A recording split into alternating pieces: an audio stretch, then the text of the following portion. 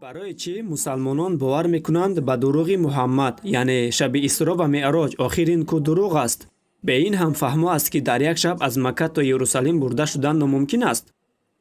Саволи шумо ин ки барои чӣ мусалмонон дурӯғеро бофтаанд оиди он шаби паёнбар Муҳаммад, яъне шаби Исро ва Меъроҷ?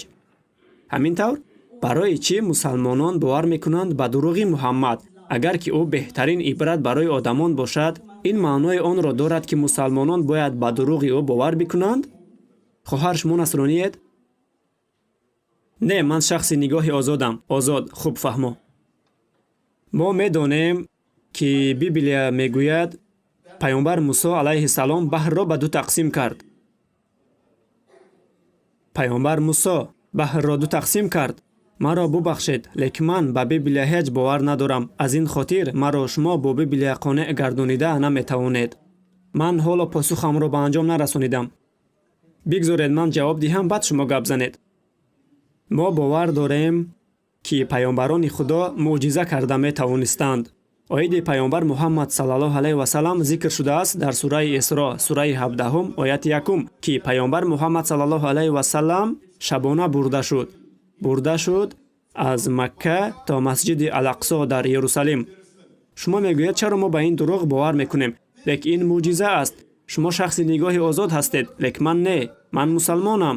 Ва ҳамин аст фарқияти калони байни ман ва шумо. Чаро ман мусалмонам? Барои пасухи ин савол бояд шумо ба лексияи дирӯзаи ман меомадед, ки дар он ҷо ман мавҷудияти Худоро исбот кардам. Шумо шахси нигоҳи озод, яъне ба Худо бовар надоред. Ҳамин тавр? Бале, дуруст. Ман дирӯз дар мавзӯи мавҷудияти Худо гап задам. Ман ҳозир онро дубора такрор намефаҳмонам, чунки 1.5 соат вақт дар кор аст. Агар шумо дирӯз дар лексияи ман ҳузур медоштед, пас ҳоло ба мавҷудияти Худо бовар мекардед ва инчунин бовар мекардед, ки ин Қуръон сухани Худо аст. Акнун оиди саволи шумо. Оё метавонад одам бурда шавад аз Макка то Ерусалим дар як шаб? Инро ҳатто мову шумо метавонем бо ҳавопаймо. Лекин дар он замонҳо ҳоло ҳавопаймо мавҷуд набуд ва бурда шудани ӯ аз Макка то Ерусалим муъҷиза аст. Бисёр муъҷизаҳо зикр шудаанд дар Қуръон. Масалан, Мусо алайҳи салом баҳрро ду тақсим кард. ин муъҷиза аст. Паёнбар Мусо тиёқашро ба замин партофт ва тиёқ ба мор табдил ёфт. Муъҷиза. Ва чист муъҷиза? Муъҷиза ҳодисае аст, ки бо ақл ва бо мантиқ рост намеояд.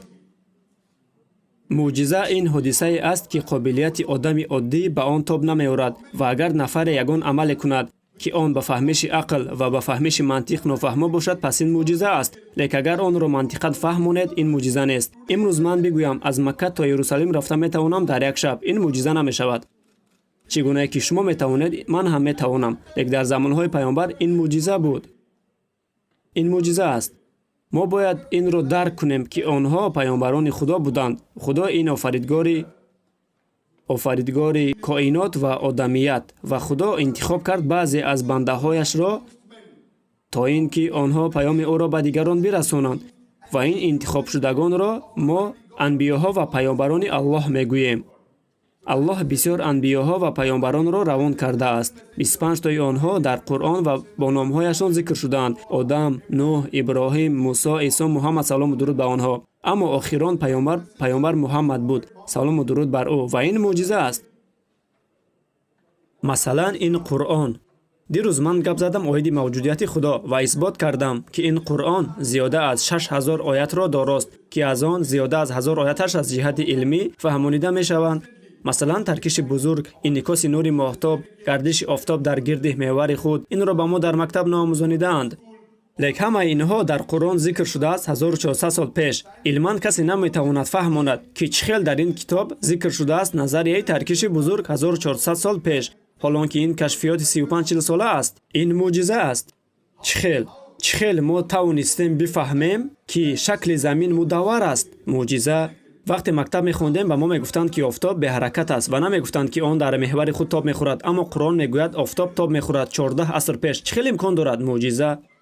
инчунин дар Қуръон зикр шудааст оиди илмҳои ҳаётшиносӣ, ҷаниншиносӣ ва олами наботот.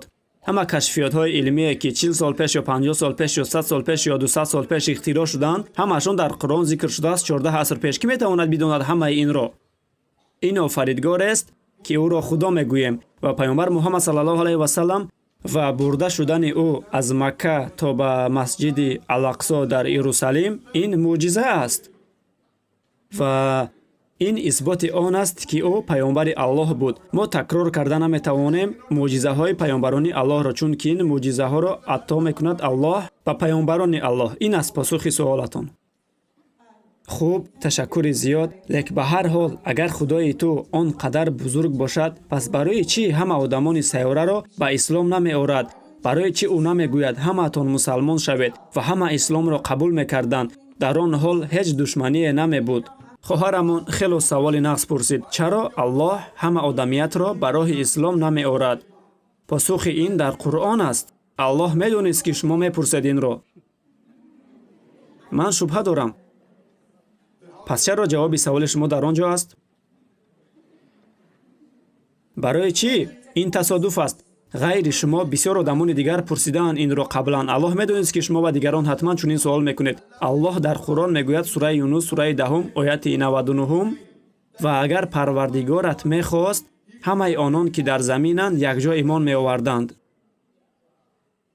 магар ту мардумонро маҷбур карда метавонӣ ки онҳо муъмин шаванд? ин дар Қуръон гуфта шудааст. чунки Аллоҳи бузургу тавоно бисёр мавҷудотҳои зиндаро офарид ва ҳама мавҷудоте ки Аллоҳ офаридааст, ғайри одамон ва ҷинҳо ҳаққи интихоби озодро надоранд. агар одамон ва ҷинҳо низ интихоби озод намедоштанд, онҳо малоика мебуданд. Малоикаҳо интихоби озод надоранд, балки ба ҳама амрҳои Аллоҳ итоат мекунанд. лек Аллоҳ офарид дигар мавҷудотро ки ном дорад одам ва ба ӯ интихоби озод ато кард. ӯ метавонад интихоб кунад ба Аллоҳ итоат кардан ё накарданро. агар ҳамаи мо ба Аллоҳ итоаткор бошем, мо мисли малоика мешавем. пас ин имтиҳон маъное пайдо намекунад. Аллоҳи бузургу тавоно одамонро офарид ва ба онҳо интихоби озод ато кард ва ӯ метавонад интихоб кунад ба Аллоҳ итоат кунад ё саркашӣ кунад аз амри Аллоҳ. ҳамин аст имтиҳон. барои мисол, вақте устод шогирдонашро имтиҳон мекунад, месанҷад шогирдонашро бо имтиҳон, лек шогирдон китобро гирифта ҳама имлоро аз рӯи китоб рӯйбардор мекунанд. оё ин имтиҳон мешавад? маънои имтиҳон дар он буд ки оё шогирдон ба гуфтаҳои роҳнамояшон пайравӣ мекунанд ё на. мисоли ҳаёти дунёӣ зикр шудааст дар Қуръон сураи Мулк сураи 76 ояти 2. ӯ касе аст ки маргу ҳаётро офарид то шуморо биозмояд, имтиҳон кунад. ин дунё имтиҳон аст, хоҳарам, имтиҳон барои охират. Аллоҳи бузург дар сураи Бақара ояти 155 мегӯяд: мо шуморо имтиҳон мекунем бо тарсу гуруснагӣ, нуқсони молҳо, нуқсони ҷонҳо ва нуқсони самараҳо. Аллоҳи бузург мегӯяд: бидонед ки молҳо ва фарзандони шумо бароятон озмоиш аст. ҳамаи ин имтиҳон аст. ҳамаи мо дар имтиҳон қарор дорем, хоҳарам. ва саволе ки шумо пурсидед ва бисёр саволҳои дигар зикр шудаанд дар Қуръон. Аллоҳи доно ва бузург медонист ки бисёре аз одамон ин саволҳоро мепурсанд. хулоса маънои имтиҳони одам ин интихоби ӯст. итоат кунад ба Аллоҳ ё саркашӣ кунад аз амри Аллоҳ. ба фикрам ба саволатон ҷавоб гуфтам.